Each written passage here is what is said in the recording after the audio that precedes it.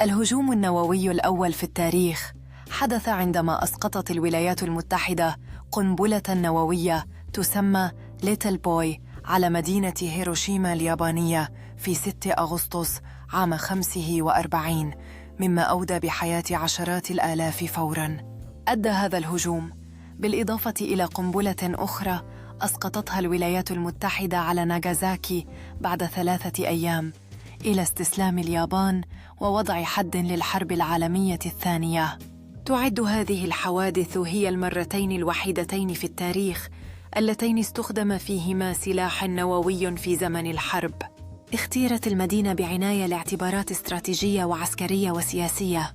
هدف البيت الأبيض كان تحقيق صدمة نفسية في أقصى درجاتها، رغم وجود جدل داخلي بين بعض العلماء والمسؤولين العسكريين الذين أرادوا إنذاراً غير مميت. خلال تلك الفترة كانت هناك آراء متباينة حول استخدام القوة النووية لتحقيق الانتصار السريع.